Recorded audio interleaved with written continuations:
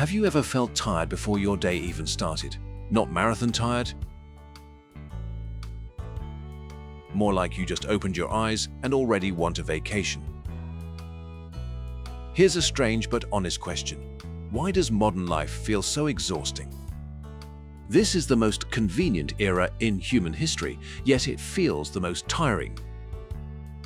Imagine living 300 years ago. Your job description was simple: survive, grow food, hunt, gather, stay warm, sleep, repeat. Hard work? Absolutely, but here's the interesting part. When the sun went down, work ended. No emails at 11 p.m., no Sunday Slack messages, no quick question from your boss at midnight. When the world got dark, life powered off. Today, the world runs like Broadway lighting, 24/7. And you're the main character without a script. One big reason modern life feels exhausting is simple. We never truly turn off. Your phone turned every moment into potential work time. Work is no longer a place you go. It's something that follows you everywhere. In your pocket, on your desk, in your bed, even in the bathroom. You can brush your teeth while mentally attending a meeting. A meeting that hasn't even happened yet. In the past, work and rest had a clear border. Today, that border looks like a pencil sketch, barely visible. When the brain doesn't know when work ends, it never stops. It becomes a laptop that's never shut down, only sleeping. And sleep mode always gets laggy eventually. We live in the era of always. Always online, always available, always improving, always optimizing, always catching up.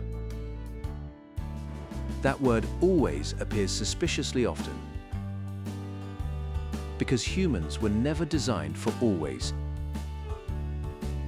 We were designed for sometimes. Another hidden reason modern life is exhausting: infinite choice. Sounds wonderful: freedom, options, possibilities. But the human brain doesn't enjoy infinity. It enjoys simplicity. Hundreds of shows to watch, thousands of careers to choose, millions of products to buy. Somehow, dinner becomes the hardest decision of the day. Too many choices don't create freedom. They create pressure. Every choice comes with a whisper. What if this is the wrong one? Suddenly, your relaxing evening becomes an existential crisis. More choice didn't make us freer. It made us more anxious. Now every decision feels like it could permanently ruin your life. Your brain keeps opening new tabs, and it never closes them. But choice is only part of the story. The real pressure comes from an invisible competition. Nobody announced this race. There was no starting gun. There's no finish line, yet somehow everyone is running. Welcome to social media. For the first time in history, we compared daily life to millions of highlight reels. Before the internet, you compared yourself to neighbors or co-workers, maybe a celebrity or two. Now you compare yourself to the entire planet before breakfast. Someone is always more successful. Someone is always traveling. Someone is richer. Someone is happier. Someone is more productive. and your brain quietly concludes you are behind. Social media didn't invent comparison, it industrialized it. Then productivity culture arrived, like a motivational speaker on caffeine. Wake up at 5 a.m., cold shower, meditate, workout, journal, start a side hustle, network, invest, build your brand, optimize your morning routine, optimize your evening routine, optimize your relaxation routine. Yes, even rest now has performance metrics. You are no longer just living. You are constantly upgrading your character in a life simulation game. And the worst part, there is no you win screen. Information overload makes everything worse. Your brain receives more news in one day than people centuries ago received in a lifetime. Wars, pandemics, climate change, economic crises, all before breakfast. Your body thinks you're living in an apocalypse, but you're just sitting on a couch.